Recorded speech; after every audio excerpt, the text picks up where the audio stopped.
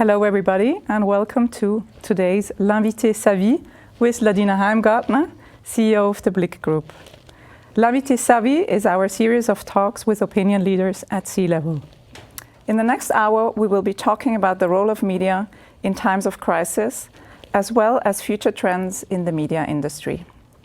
Ladina, welcome and thank you so much for taking the time to talk to us and especially for hosting us here in the broadcasting room live from the Ringier studio in Zurich. Thanks for being here. Before we jump into the discussion with you, Ladina, I would like to briefly present you and your track record to the public. Of course, we all know who you are, but we would like to give a little bit of more detail of your vita and your impressive track record. Mm-hmm. Ladina Heimgartner has been a member of the Ringier Group Executive Board since February 2020 and head of global media at Ringier and CEO of the Blick Group since October 2020. From February to September 2020, she was head of corporate center at Ringier. Before joining the company, she held various positions at SRG SSR as of 2007. Having started as a radio editor, she later became head of department and deputy editor-in-chief. In 2011, as part of the SRG SSR General Management, she established the Markets and Quality Department and was subsequently responsible for managing it. After being appointed director of the Rhaeto-Romanic business unit RTR in August 2014, she also became the Deputy Director General of SRG SSR in October 2017. Ladina Heimgartner studied German linguistics and the Romansh language in Fribourg, hence her excellent French. She also holds an executive MBA in leadership and management and is a member of the Swiss Federal Media Commission and a member of the board of the Initiative for Media Innovation. Again, thank you so much, Ladina. Now I hand over to you. The floor is yours. We will briefly look with you at the Ringier Group. You will give us a brief intro on who and what is Ringier actually doing today. Well, thank you very much. Thanks for being here. It's a pleasure to be your guest here in our house, so perfect fit.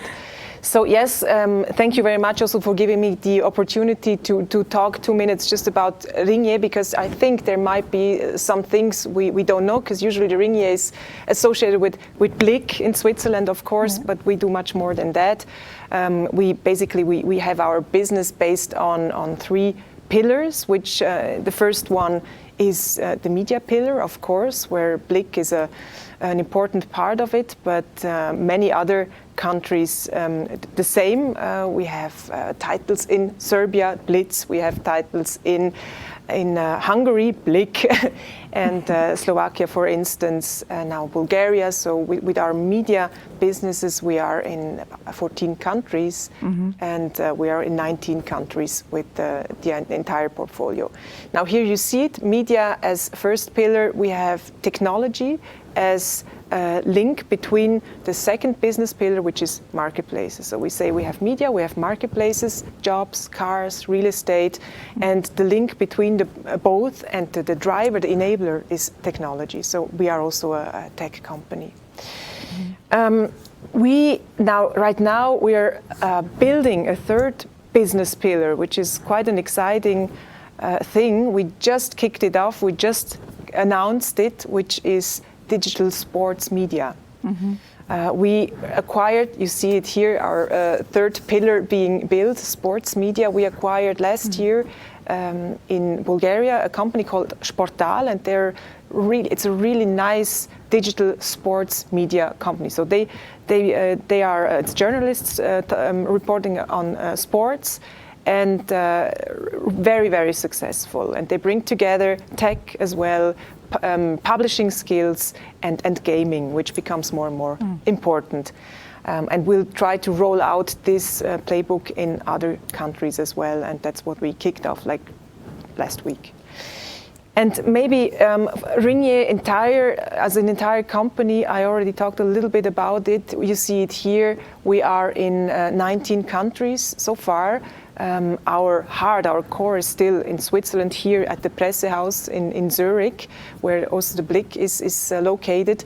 But we're really very active in the Central and Eastern European countries, as I said, in Serbia, Hungary, Slovakia, the Baltics as well, Bulgaria now, Romania also, in Africa, Sub-Saharan Africa, and in Myanmar. And Myanmar, it's a challenging situation at the moment, as you can imagine, due to the military coup.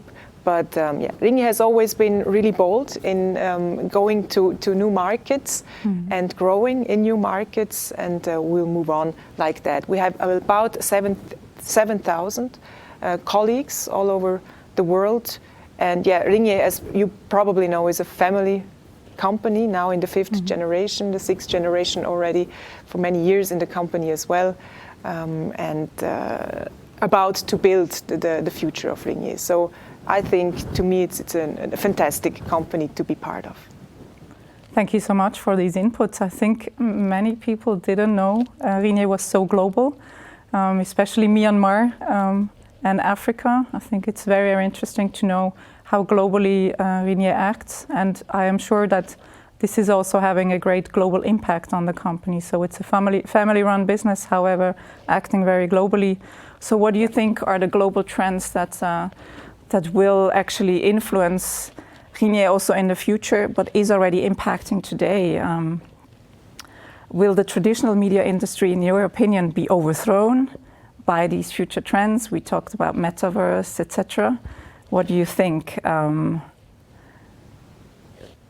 Well, no. No. No. I mean, not today, not tomorrow. I think media has a very long tradition, and we definitely see that media is being transferred into the new world. Metaverse, I think we'll talk about that later on a little bit more, metaverse and Web3. That's not future weird ideas. I think that's here already, and we as media, we should never again make the mistake we probably did like 10, 15, 20 years ago when the digitization came and we were like paralyzed. Oh my gosh, what's happening here? And not being able to really act and do something, or even anticipate this movement which we saw coming long before. So that should never happen again, and that's a little bit my paranoia I have, which is also chasing me, which is good and healthy.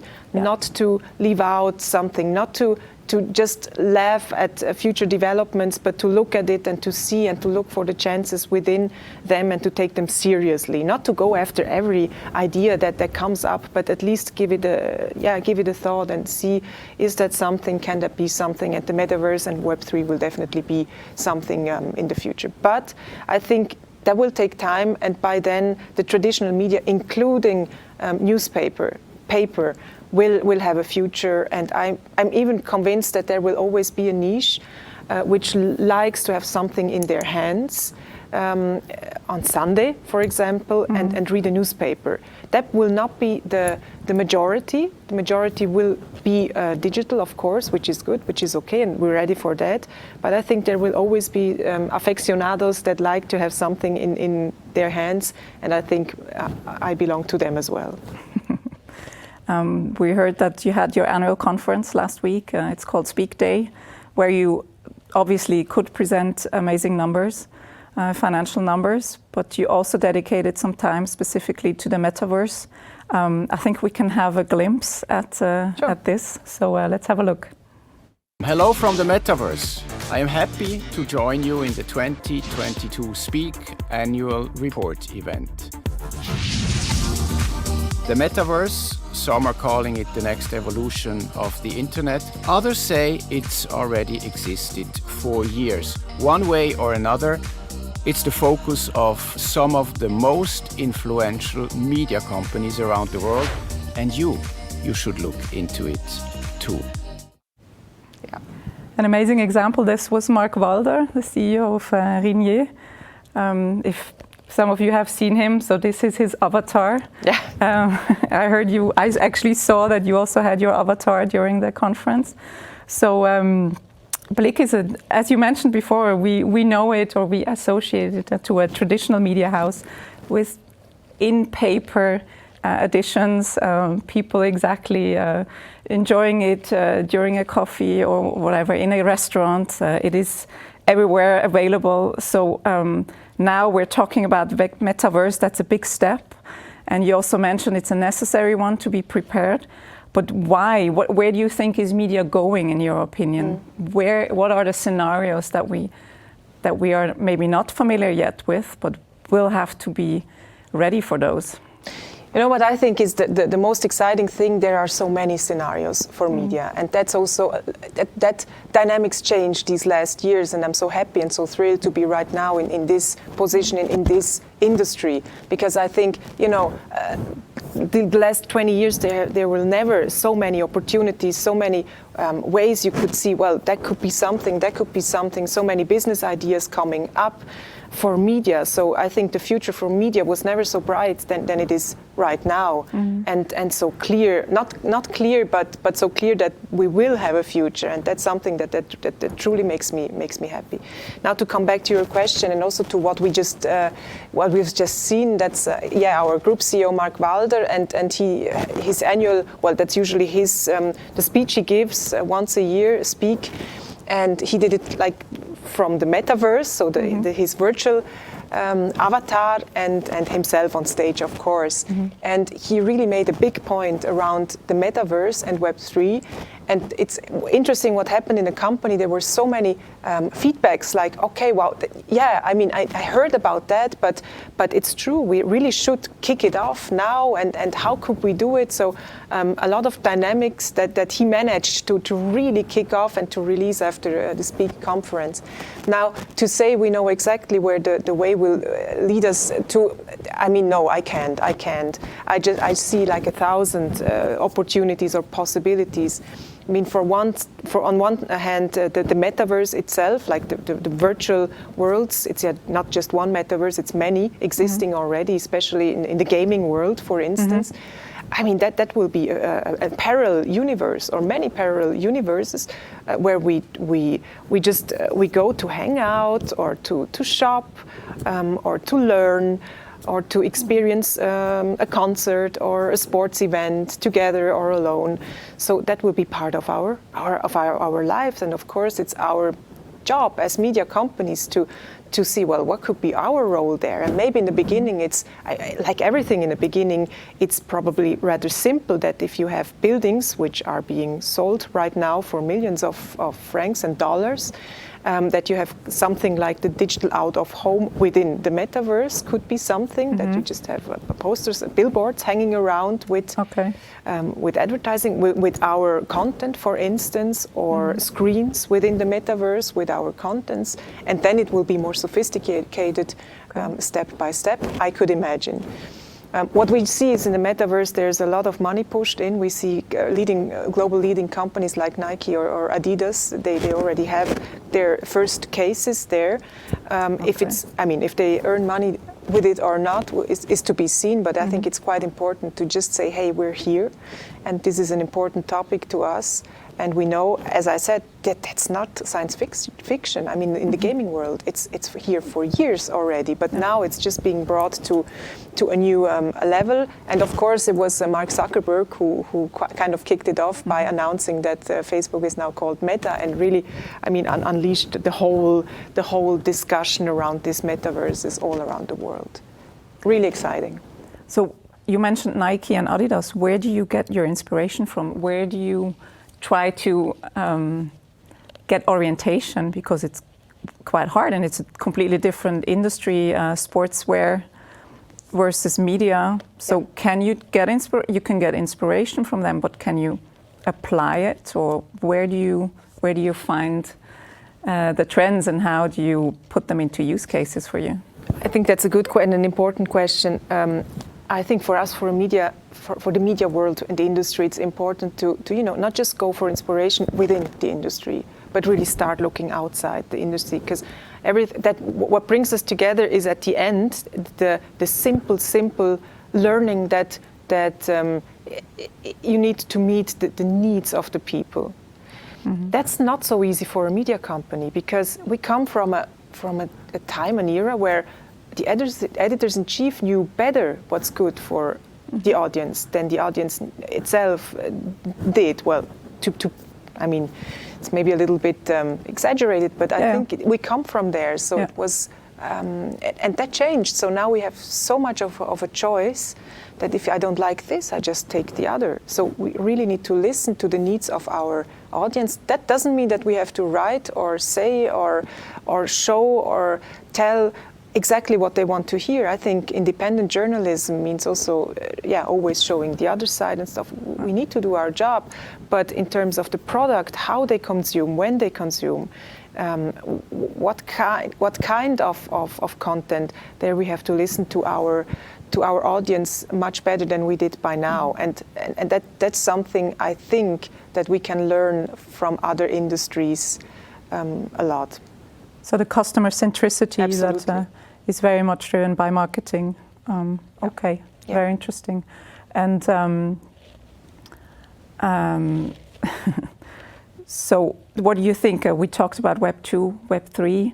Web 2 typically is gathering data. Yeah. Web 3 will completely get away from gathering data or try to get away from data. And we say data is gold today. Yeah. So how do you retrieve your data for your business? And what do you think will this shift impact your business?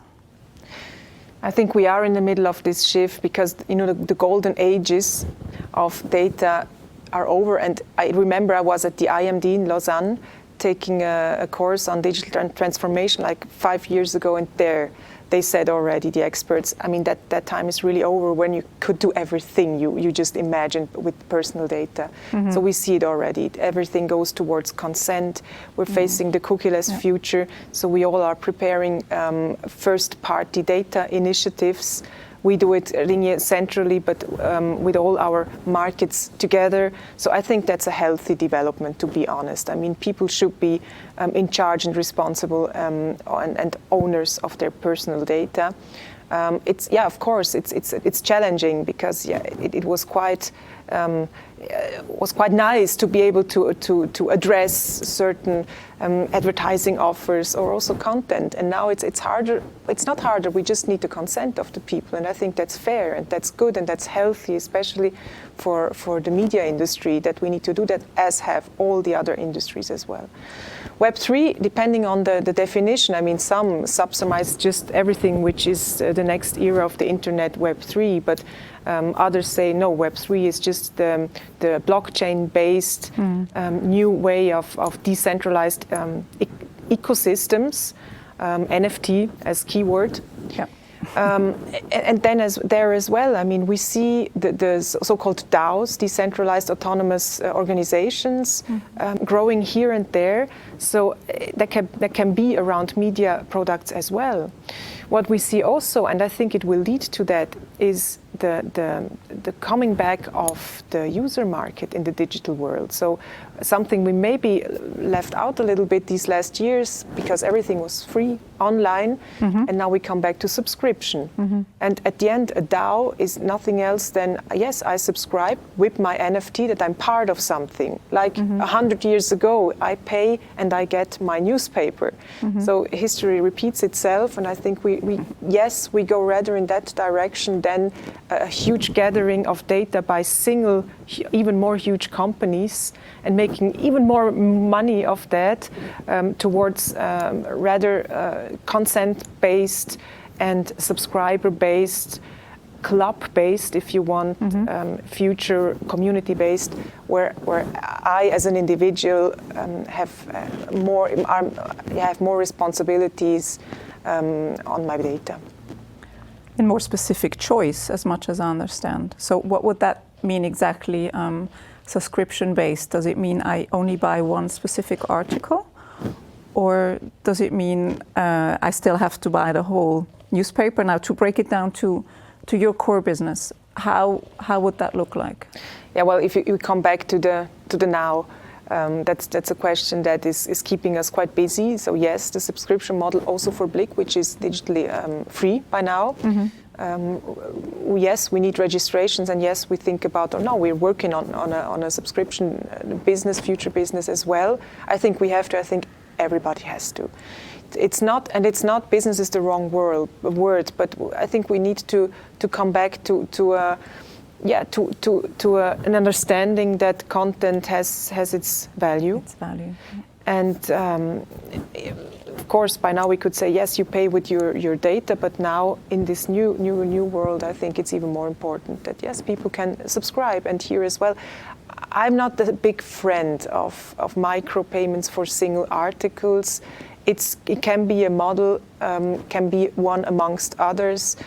We see it more and more in media, but also in other subscription businesses, that people kind of like the 3-year contracts, when whilst the monthly costs is smaller and smaller and smaller, the longer the period is you subscribe to. It's also a legal question if that's okay or not, but I think it's important to just offer the choice to the people. But just for media journalism, it's important to show, hey, this is really a lot of value. This is service content. This is really a long work or a long-term work we invested into this article. So it's fair to pay for it. And I think we see it. The willingness to pay is growing all around the globe, step by step, little by little. But I think it's important that we go that way. Mm-hmm. Absolutely. I just find it is probably very hard to get back to paid content because for so long we have been used to free content. I think we can see more and more the tendency that you are asked to pay something at the end of an article. Is Blick also doing that? That you have to pay now, not now. That you can, like a donation. Model. Yeah. It's like the Guardian does. Yeah. Blick does not do it, no. But we have in Slovakia, for instance, Aktuality. Mm-hmm. It's a really well-established on digital-only title, so no print legacy. And they have a donation model, and it's quite successful. Mm-hmm. So I think if that can work, that's not the model we chose for Blick, no. Yeah.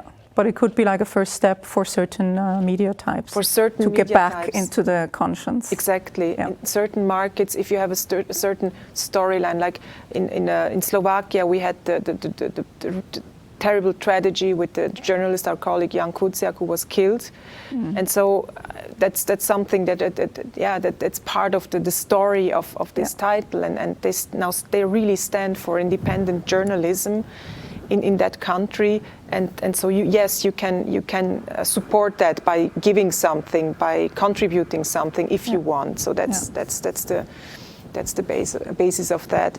But here for Blick, it's no, rather not. Yeah, yeah. And we saw before Ringier is very internationally active. You mentioned Myanmar and Africa. What do you think about the metaverse and all these trends? Will they be adopted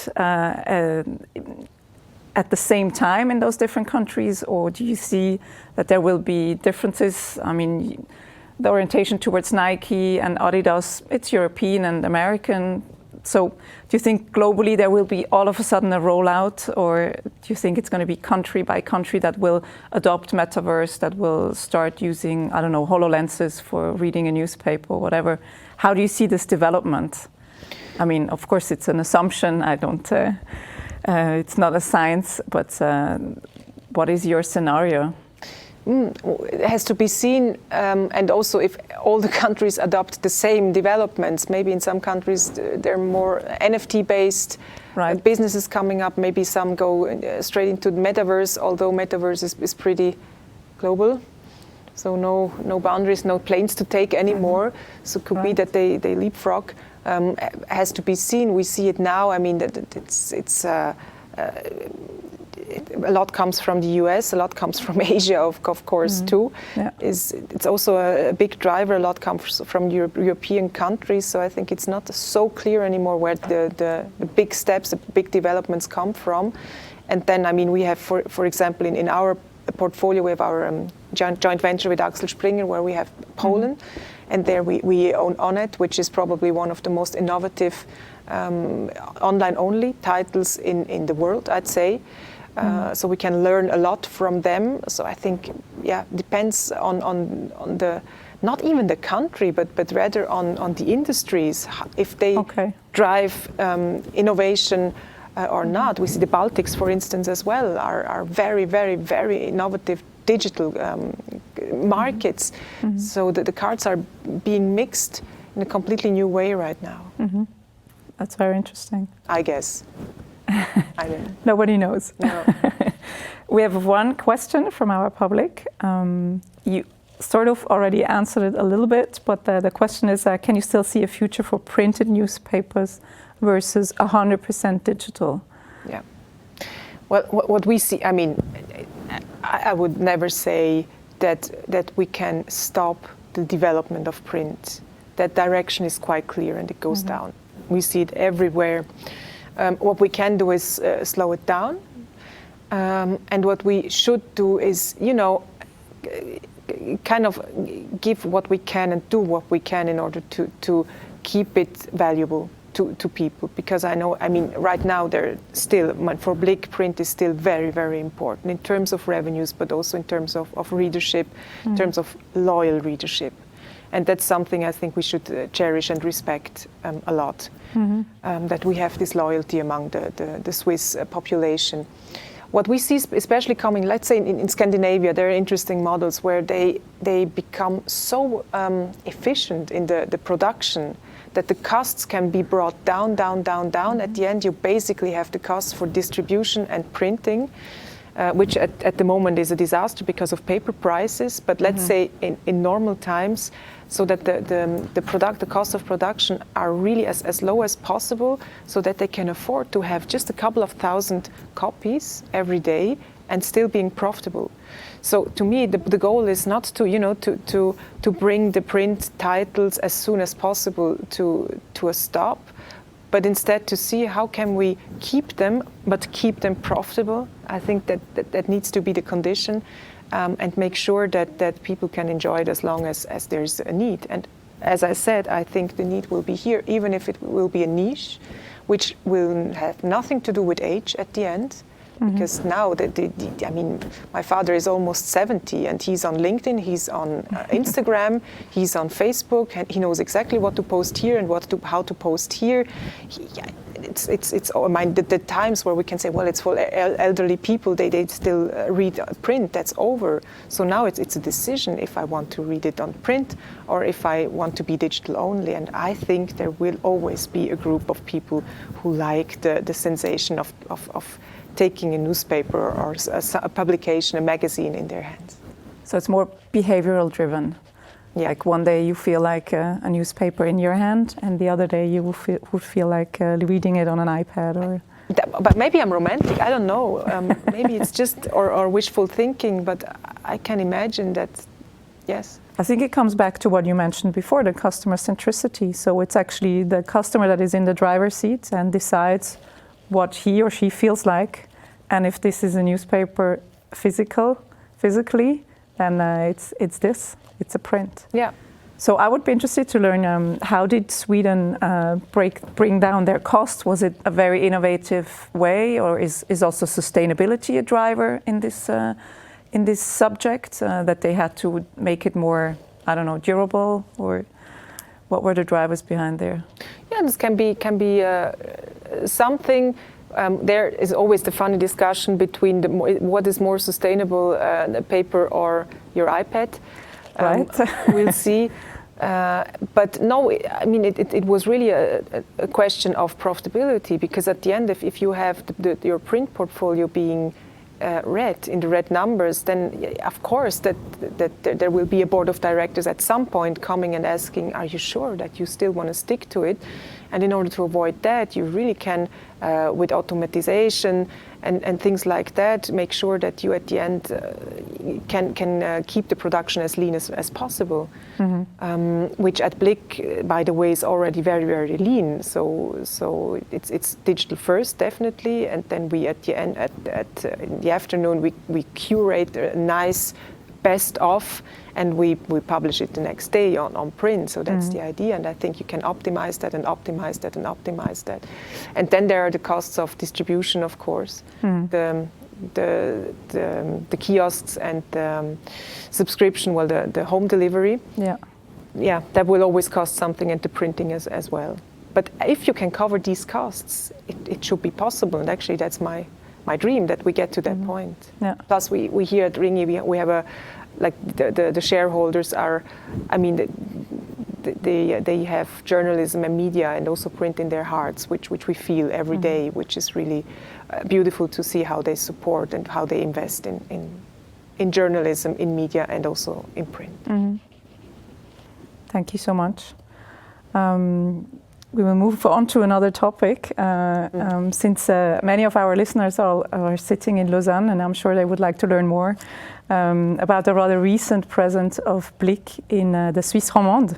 Oui. So June 2021, if I'm not mistaken, Blick as an institution in the German-speaking Switzerland, and that has been around since 1959, yes, has now moved on to the Suisse romande. So Blick has also been reporting from and for French-speaking Switzerland. How did it come about? Was what animated the Blick Group to anchor itself in French-speaking Switzerland, even with a German name, the Blick?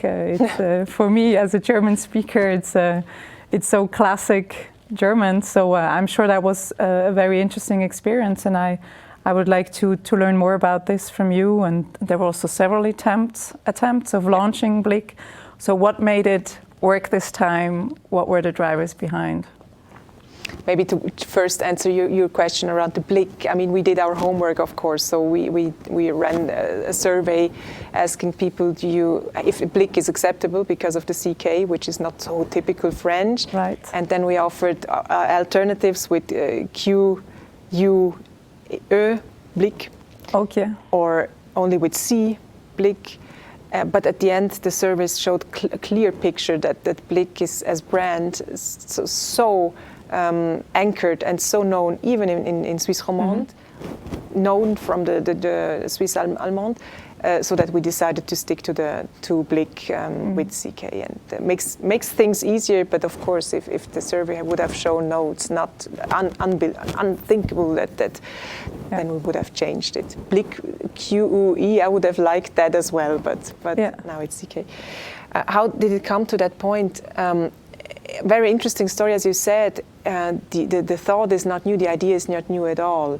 But at 2 years or 2.5 years ago, our editor-in-chief, Christian Dorer of Blick, group editor-in-chief, and Michel Jeanneret, back then L'Illustré, editor-in-chief, they met at the Ringier apéro, something, and they started talking, and then all of a sudden they started talking how it would be, to have Blick in Suisse romande.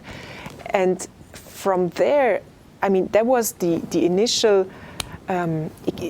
ignition.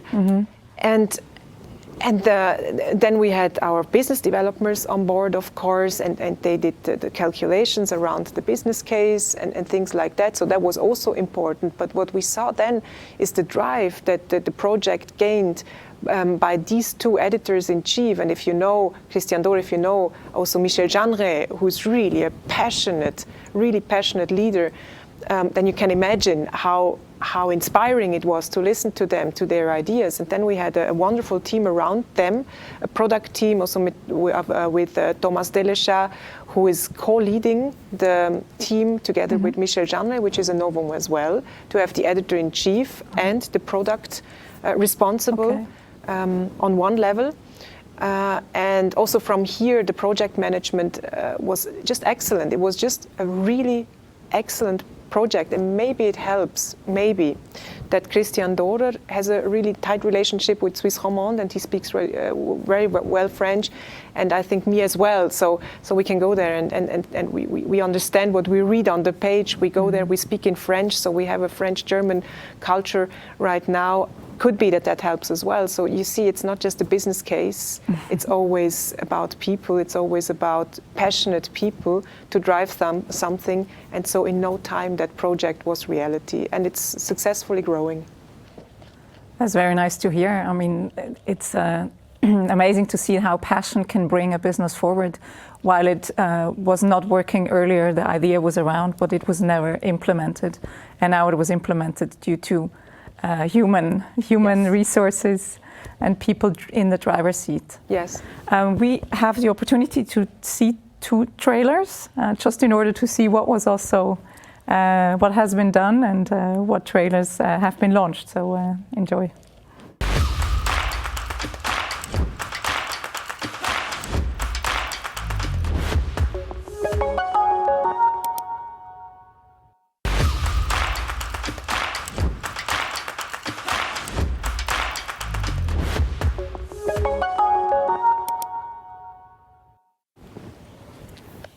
So you mentioned that two people were in the driver's seat bringing this project, Blick Suisse Romande, forward. What are the future plans for Blick Suisse Romande? Is there anything special planned, or do you see big projects that you wouldn't do in Zurich, but you see much better opportunities for the Romandie? Well, first of all, they will grow and grow and grow. That's their first goal, and of they're course. really they're well on track. By the way, that's something I learned in this project is very important. You know, to really set realistic and good KPIs and track it and correct. And as soon as you see we got stuck, immediately correct it. So. Mistakes, I mean, no problem with mistakes. It's not about making mistakes or not, but if you see there's something structurally wrong, change it immediately. Do not wait until I don't know when, change it immediately. And then it can move on. And so we see, like the plans we have, it really develops in the right direction, which is wonderful to see. Sorry. I mean, it's a big difference between Lausanne and Zurich, of course, because we are about 300, they are a team of 20, but they have the entire buffet of the topics being elaborated here that they can take. They don't have to, but they can. They can, okay. Like a self-service for like 120 topics we have every day almost about on our site. They can just take what they think is interesting for the audience in Swiss Romand as well, which I mean it's an asset they have, but it's a team of 20 people. So what they do is just amazing. They don't have print, which allows them to work different. They are really product oriented, as I already elaborated a little bit. So product and the whole design style was from day one on a very important element. They focus on news and sports, and now we just launched the food pillar as third pillar, which I think is a brilliant idea also by the team there to focus on food. I mean, not just not the most expensive restaurants, but food for everybody. And so they hired an interesting colleague there, an influencer, an expert in food. Okay. And so yes, I mean that's their task to just. I mean that it's a year now, so they really have to establish themselves. But we just saw yesterday the numbers, so we have 60,000 visits every day, which is already pretty good for a year. And we keep on moving, keep on evolving, keep on developing, keep on getting more relevant and resilient. By products, you mean the topics that you just mentioned, so sports and food? Yes, but also, the product itself, like the how the website is designed, okay. how they feature the topics, so the whole look and feel as well, the tech behind, the user experience behind. So that was from day one on high on the priority list. They could, because they started from scratch. So they don't have a print topic also always being part of it, also in terms of IT, you know. So they have this freedom, and they really use it in a very good way. Do you see differences between the readerships in Zurich area or Swiss German speaking part and the Romandie? Is there a tendency that you could elaborate? I think Michel Jeanneret will be more the expert to talk about that. It's not too easy to compare also, because some topics that work here perfectly because people know people, because it's a topic from Zurich, it's completely unknown in the Swiss Romandie and the other way around. So if you have and we also hope with Blick that we can step by step also, bring people from Swiss romand a little bit more into the focus here in the German part of Switzerland, and the other way around, so that there's this Röstigraben, which actually is, in our world here, it's completely inexistent, so that the two cities work so well together. I would never have dreamed of something like that, that they really appreciate each other, they learn from each other, they work together hand in hand. It's really a pleasure to see. But if it comes to the readership, I think, it depends on the topic. It depends on the maybe also a little bit the length of the articles. That in Romandie, I think this is really my hypothesis. Maybe I'm wrong. That people tend to read a little longer texts than here in the German part of Switzerland, and they also write longer texts as well. Not all of them, but some. But at the end, it depends on the topics that are important and that are actual there versus here. Also, the topics coming from France, which are people that are famous in France. We don't know them in the German part or the Italian part, and in the Swiss Romandie, they're big stars as well. So it's However, it's a little bit, it's different cultural backgrounds, but still I think there's more that connects us than that separates us. Absolutely. So the local mix will always remain probably, or the local, the local subjects, but then the mix with other thematics will be enriching. So we do have a question actually from one of our students. You mentioned tech before, the tech behind the website. So what are your thoughts about artificial intelligence? We know the more and more technology progresses, the more capable AI becomes. What is it going to be a menace for writers? No. If all of a sudden you can Google you can go on a website and it's creating you texts? No. No. And I think we should never see it as a menace. I was stunned when I saw what Google is up to right now. The presentation, when I read about their newest products they're developing, like the automatic summaries of texts and things like that, I was completely stunned, and I thought, wow, what hell of an opportunity is this? Because we still, in journalism, it's getting better because we use AI, we still lose a lot of time for work that actually could be invested in other things, like research, like spending time with people, like research again, and the creative part of journalism, which is a lot, and which is precious, and which will always make the difference, which will never be replaced by AI, I think. So I think we do good if we can have the perfect coexistence. So use AI as tool, use it as enabler, but especially enabler for us to spend our creativity, our time on tasks that require creativity and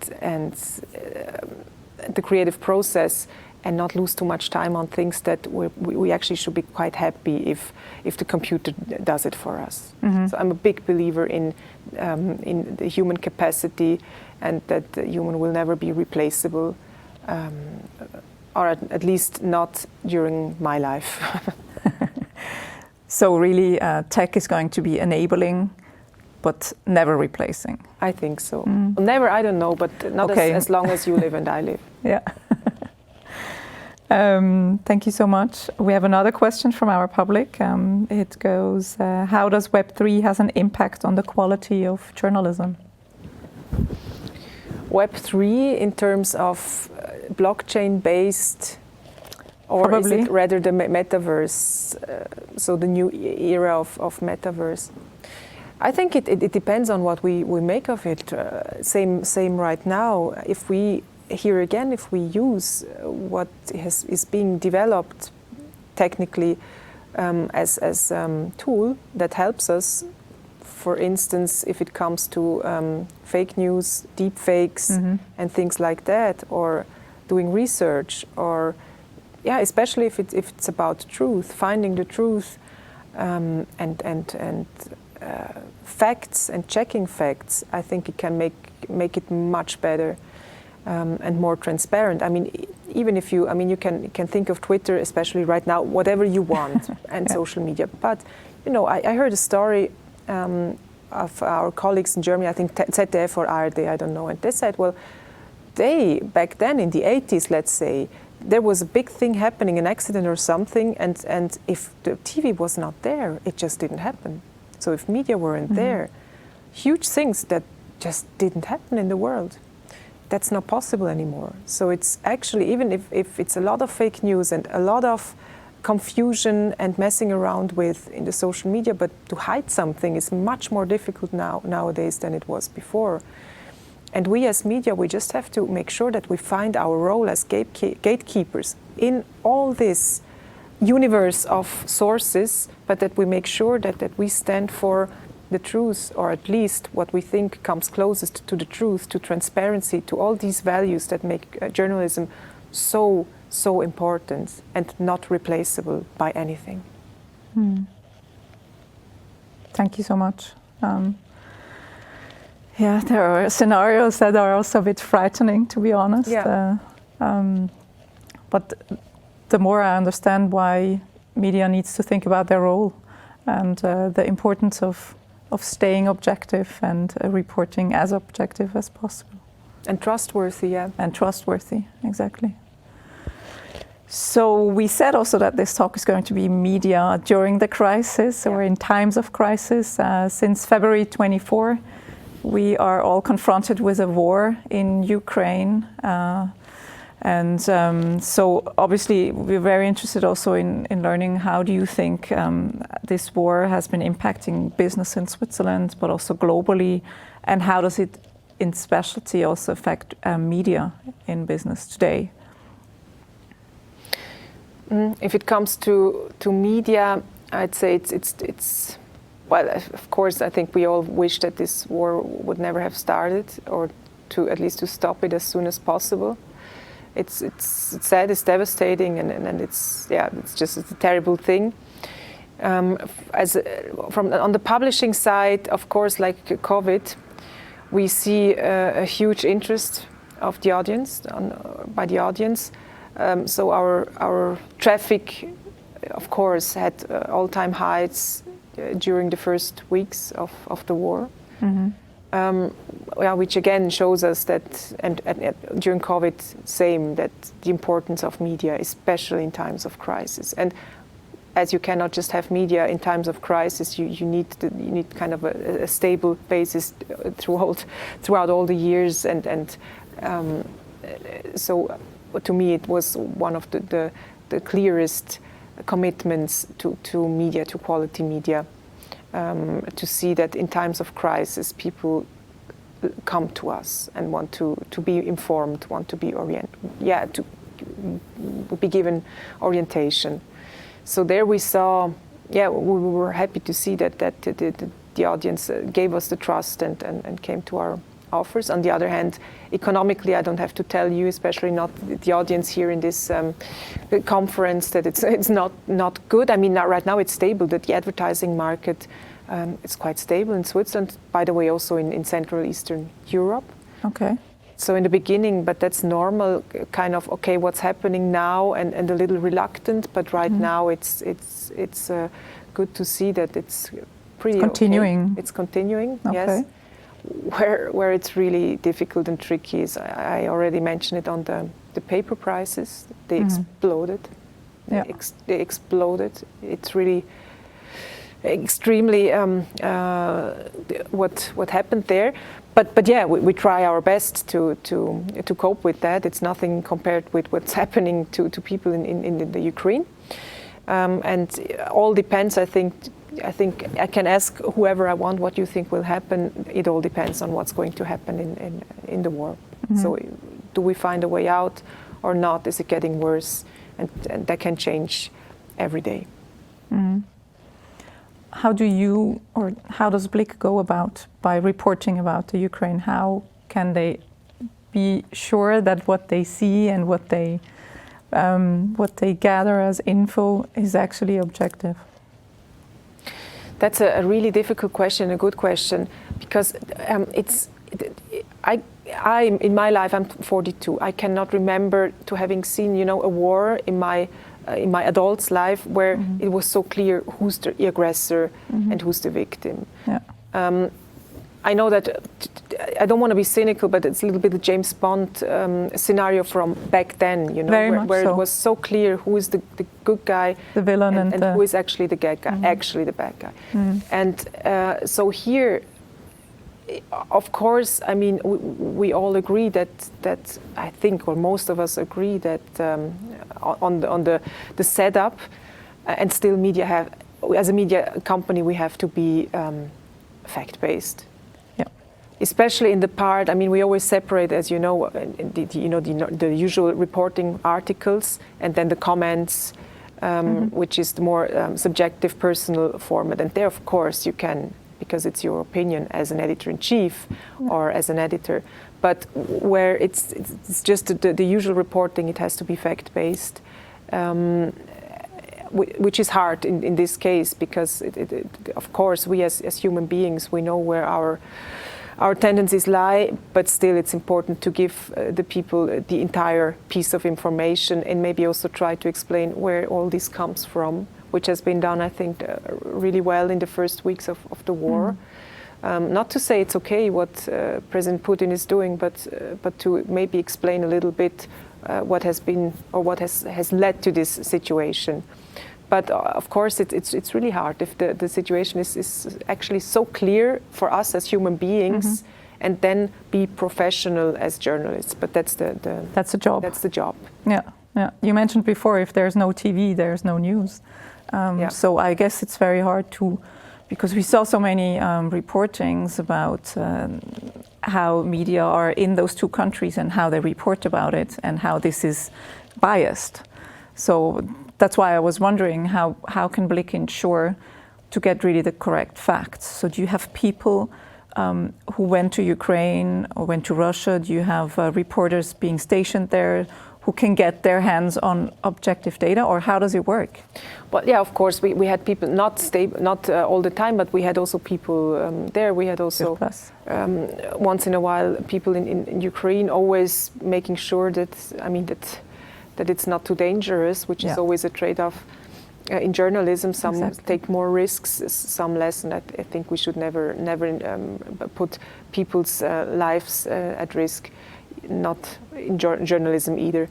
So of course, then, I mean, you have all kinds of agencies that help us, independent agencies, journalists, being there, all the tech support you can get, especially if it comes to video and photo, where you at least you can try to make sure is this, I mean, it works pretty well, the fact checking here. Is this photo really, has this been taken that day? Is this really that place, or is it some other place?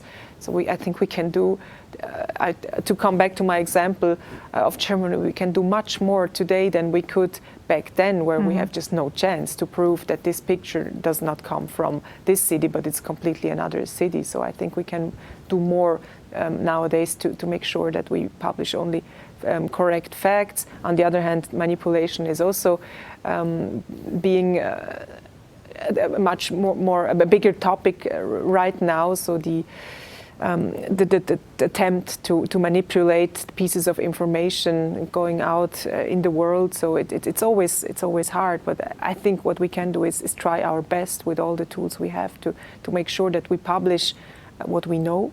And if we don't know that we write, we don't know. Or this is a source, but it's not a confirmed one, or so. At least, I mean, if we cannot give the 100% security, then at least we can give the transparency. Exactly. Like you said before, you can work with the fact-based reportage, and then you can have a comment in case you want to align like these two lines. So